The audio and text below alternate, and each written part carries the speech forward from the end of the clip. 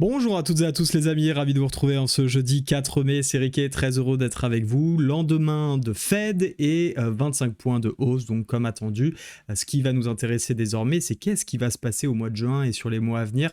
Alors, un petit peu comme d'habitude, on a des espoirs effectivement de pause, voire même de baisse pour la suite, mais on nous met en garde comme quoi, en fonction des news économiques, ça pourrait changer de biais.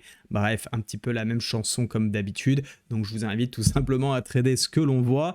Et d'ailleurs, pour cela, on va regarder un peu le calendrier économique, voir si on va être un petit peu bousculé ou pas cet après-midi. Alors sur la zone euro, on aura effectivement les taux cet après-midi, donc ça ne va pas concerner directement les indices, mais ça reste intéressant notamment pour nos amis traders de Forex. Et nous concernant pour les indices américains, on aura l'inscription hebdomadaire au chômage ainsi que la balance commerciale, quelques chiffres à ce niveau-là, mais précession, ce qui ferait qu'on ne devrait pas être trop embêté courant la session de cet après-midi à partir de 15h30. Ici, on est sur le Nasdaq, on est donc toujours dans une tendance haussière de fond, on est bloqué sous ces deux zones bleues qu'on a travaillé progressivement. On est désormais en tendance baissière sur le court terme, même si on est maintenu par une tendance de fond haussière.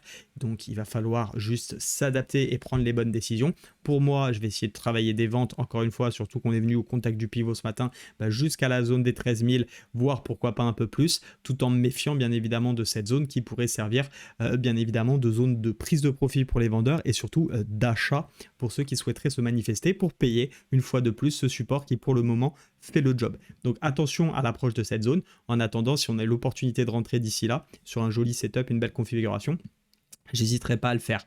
Concernant le plan acheteur, je serais un peu moins fan, il faudrait vraiment qu'on reparte un peu plus haut, ou alors justement payer la zone ici, plutôt vraiment beaucoup plus bas, avec une jolie configuration dans ce sens. Voilà un petit peu mon plan pour le Nasdaq, mais celui qui m'intéresse plus cet après-midi, c'est le Dow Jones, parce que je le trouve plus facile à trader, peut-être actuellement, enfin, en tout cas les zones, ça me parle plus.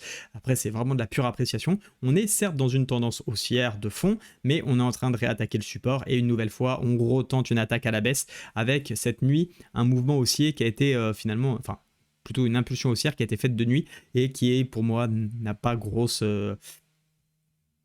poids. Voilà, tout simplement. Donc j'ai plutôt envie de continuer à vendre, notamment la cassure de ce support et continuer la baisse sur le Dow Jones.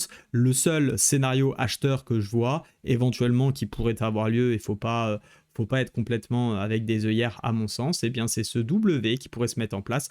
On passe au-dessus du niveau ici qui a bloqué ce matin, au-dessus du pivot, et dans ce cas-là, on peut jouer un achat jusqu'à la prochaine zone, pourquoi pas le R1 pivot ou la zone bleue qu'on a matérialisé à ce niveau-là. À l'inverse, sinon, pourquoi pas chercher des achats plus bas ici dans cette zone bleue qui, je le rappelle, est plus ou moins la zone de potentiel pullback. Alors j'aime plus trop parler de pullback une fois qu'on est aussi loin entre guillemets du W, mais ça n'empêche que c'est un plus haut qui a été presque pas retesté ou du moins une fois, et cette zone pourrait servir de take profit pour les vendeurs ou même de rentrée pour les acheteurs. Donc attention, voilà un petit peu mes plans. D'ailleurs, j'ai lancé un petit jeu, un petit pari plus exactement, avec les membres de la communauté cet après-midi. Si je fais TP cet après-midi, c'est moins 20% jusqu'à demain sur la formation qui m'a permis de générer mes 1000 premiers euros en trading. Donc voilà, une première formation, ma première formation entre guillemets, qui permet tout simplement de rajouter une stratégie ou d'avoir une première stratégie fiable qui fonctionne en tendance, surtout en tendance, et de rajouter cette corde à son arc. Donc ça reste intéressant si tu veux te diversifier un petit peu. Excuse-moi, j'ai un bruit de télé qui vient de partir dans l'autre pièce, je me demandais ce que c'était. Donc tout simplement, tu pourras en profiter 20%, je te ferai signe sur le Discord si c'est le cas, donc n'hésite pas également à nous rejoindre, c'est totalement gratuit. En attendant, belle journée à toi, reste prudent sur les marchés, à très vite, ciao.